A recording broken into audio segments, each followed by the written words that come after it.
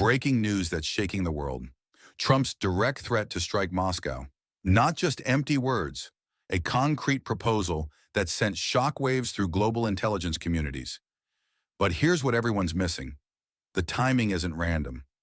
While the world fixates on Trump's words, something far more dangerous is unfolding behind the scenes. The U.S. Senate just made an unprecedented move, freezing critical sanctions against Russia's closest allies. Ask yourself, why now? What do they know that we don't? But that's just the surface. A European nation, one of the most stable and peaceful, has just declared Russia its primary threat. Not economic competitor, not political rival. Primary military threat. They're actively preparing for war on European soil. Think about that for a second. The signs were there all along. The pieces are falling into place. While everyone was distracted by diplomatic games, a silent operation has been spreading across the continent. The real question isn't if, it's when. Here's what should really worry you. Moscow's reaction. Complete silence from the Kremlin. No denials, no threats, just silence. And if you understand Russian strategy, you know, that's when they're most dangerous. We're witnessing a perfect storm brewing. The Western military complex is shifting into high gear. Strategic resources are being moved. Key personnel are being repositioned. These aren't drills anymore. But here's the twist that nobody's talking about. The Vatican angle. A diplomatic scandal that goes deeper than anyone imagines. It's not about religion. It's about what's hidden beneath the surface. The connections that link back to decisions made decades ago are finally coming to light. You need to understand what's really happening. While the media feeds you distractions, the real moves are being made in the shadows. Write in the comments if you're seeing unusual military activity in your area. The pattern is becoming clear, and it's more disturbing than anyone predicted. But let's pull back the curtain on what's really happening on a global scale. The recent statement from former President Trump about direct strikes on Moscow wasn't just provocative rhetoric. It was a signal that sent shockwaves through international corridors of power.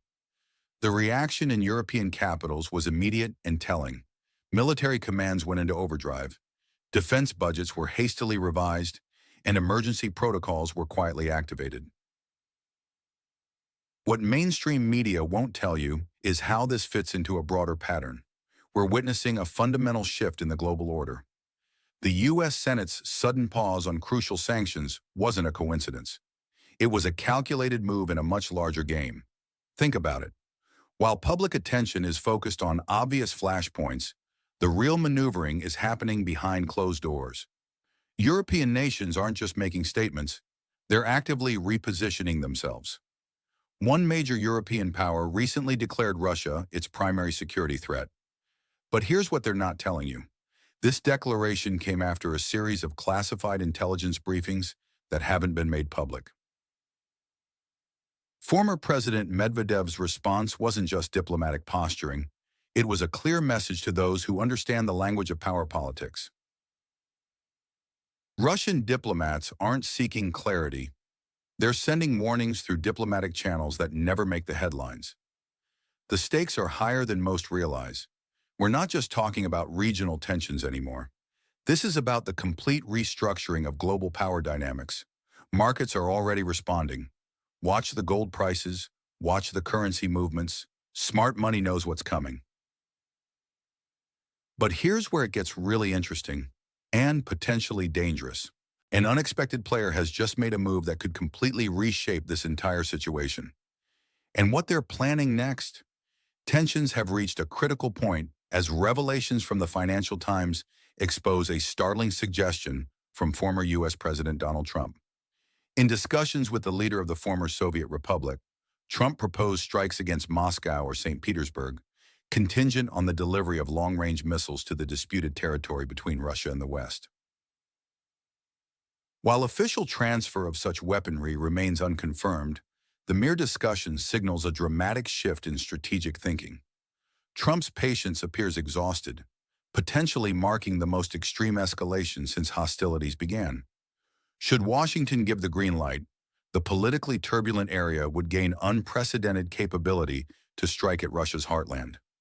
This development fundamentally alters the strategic equation. The question transforms from theoretical possibility to tactical specifics. When and where might such strikes occur? The implications of this shift cannot be overstated. For the first time, direct threats to Russia's core territories enter the realm of military planning. Moscow's response was swift and unequivocal. The Kremlin interpreted this as nothing less than a direct American ultimatum, triggering responses across Russian power structures. Former President Dmitry Medvedev led the charge, emphasizing Russia's unwavering stance. We must maintain our course, achieve our special military operation objectives, recover our territories, and secure victory, he declared. Russian diplomatic channels quickly mobilized as well. A senior foreign ministry official posed pointed questions about the underlying motivations. What drives such declarations? We've heard various deadlines, 50 days, 24 hours, 100 days. We've weathered all these predictions.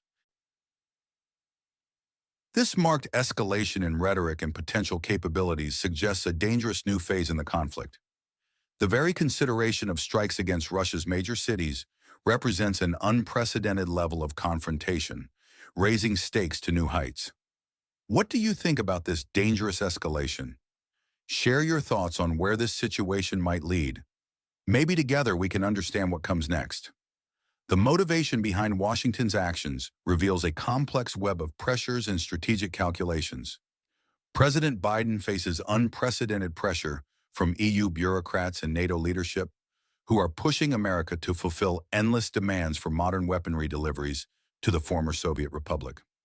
According to the Financial Times, the Western strategy is straightforward.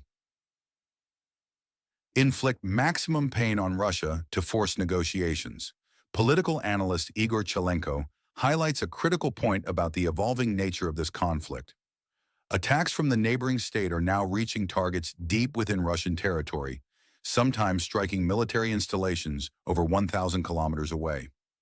These precision strikes have targeted Shahed drone production facilities, component factories, and strategic aviation maintenance centers, all high-value military assets. What's particularly concerning is that many Russian strategic military installations are positioned near densely populated urban areas. This creates a challenging situation where the disputed territory between Russia and the West might be compelled to target military objectives situated within civilian centers. The implications are profound. More Russians are beginning to realize that this conflict isn't just happening in some distant battlefield. The war's proximity to major population centers represents a direct consequence of Putin's policy choices. As military operations intensify within Russian borders, citizens are confronting a new reality. The conflict they once viewed as remote is now approaching their doorstep. This shift in perception marks a significant turning point in how average Russians understand their leadership's decisions and their impact on daily life.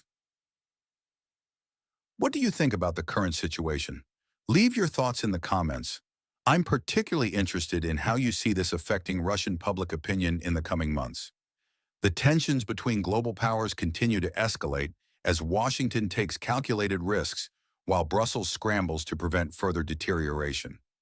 The U.S. decision to impose a 30% tariff on European Union imports has created a powder keg that could explode into direct retaliation.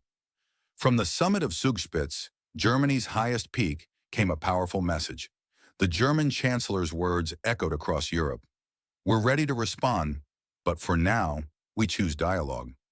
This wasn't just a statement, it was a warning delivered from the heights of European politics. What's particularly telling is that the EU already has authorization for counter-tariffs. They're locked and loaded, held back only by a deliberate choice to keep negotiations alive. As the Chancellor revealed, I personally intervened to prevent immediate retaliatory tariffs. Otherwise, they would have taken effect yesterday. But make no mistake, this patience isn't unlimited. The message to Washington was crystal clear. Don't underestimate our resolve to respond in kind if costs become unbearable. We're prepared but still seeking a negotiated solution. Meanwhile, the U.S. Senate has temporarily pulled back from implementing major sanctions against Russian allies. This pause in aggressive policy might offer a brief window for diplomacy, but the underlying tensions remain. The current situation mirrors the broader geopolitical chess game. In the northern Black Sea region, military operations continue while diplomatic channels narrow. Former President Medvedev's recent statements about unwavering military objectives only add fuel to this already volatile situation. We're watching a complex dance of power politics, where trade wars could easily spiral into broader confrontations.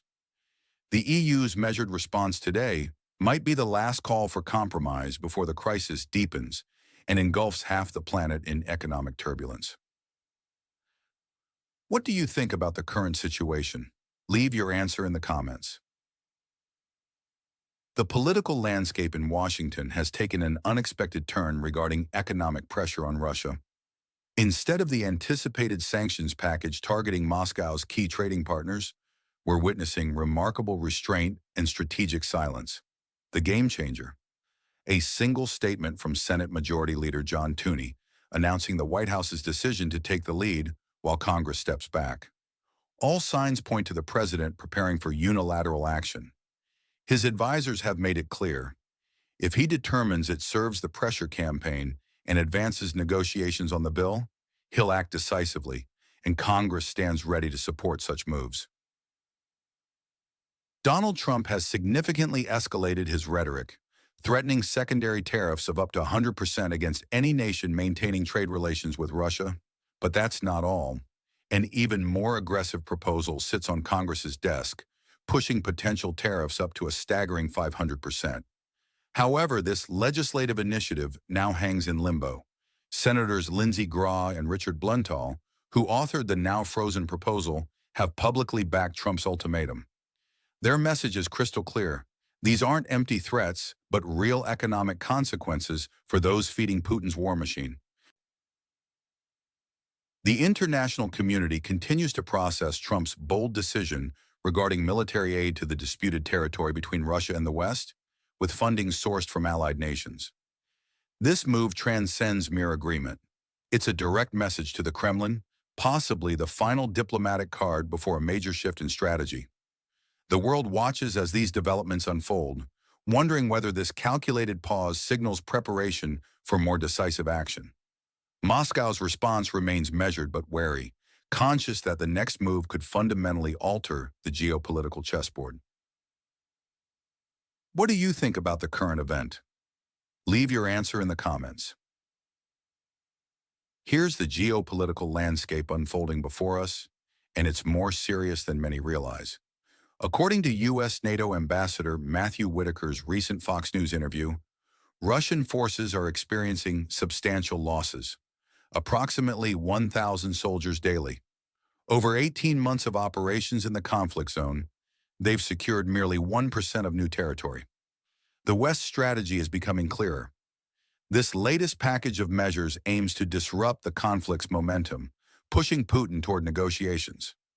Trump's message is dual-edged. While advocating for peace, he's prepared to continue supporting the former Soviet Republic militarily, with European financial backing. A significant development is the upcoming deployment of Patriot air defense systems. Trump confirmed that some batteries will be sent to the disputed territory between Russia and the West, while allied nations currently possessing these systems will receive direct replacements from the U.S. France's position has shifted dramatically. Their new National Strategic Plan, effective until 2030, officially acknowledges what many suspected. Russia now views Europe as a declared enemy. This isn't theoretical anymore. It's reality. The French government openly states that the risk of large-scale warfare in Europe's heartland is tangible. Paris has reached a crucial realization. They can't automatically count on American support anymore. This assessment has led France to commit to comprehensive rearmament, both militarily and psychologically, preparing for potential direct confrontation. The situation reminds us of the Cold War's tensest moments, but with new dynamics at play. We're witnessing a fundamental reshaping of European security architecture, with France taking unprecedented steps to prepare for what they see as inevitable challenges ahead. What do you think about these developments in France's military strategy? Leave your point of view in the comments. I believe my viewers are thoughtful and smart. I want to hear your take. Recent assessments indicate Russia's emergence as a biological-level threat to European security, the most serious classification since the Cold War. The outcome of the conflict in the disputed territory between Russia and the West could prove decisive for the entire continent's future, reshaping the regional balance of power for decades to come. Against this backdrop of heightened tensions, a diplomatic crisis has erupted in Eastern Europe. Poland has officially confronted the Vatican, delivering a formal diplomatic démarche to the Holy See. This unprecedented move came in response to what Polish officials deemed provocative and offensive statements made by two Catholic bishops. The controversy centers around sensitive issues touching on Polish-German relations and migration policies.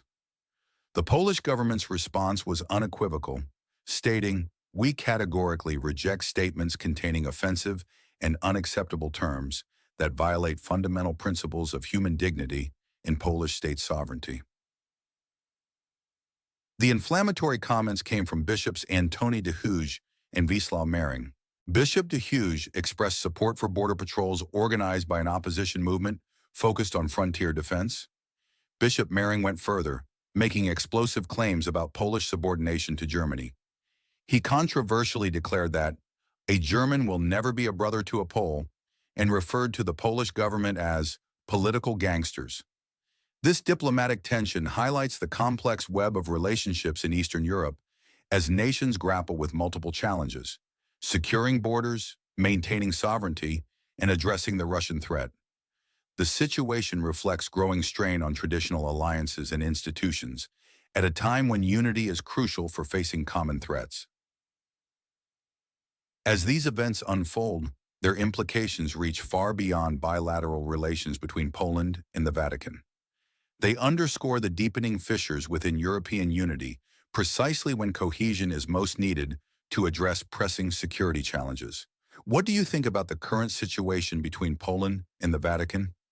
Leave your answer in the comments.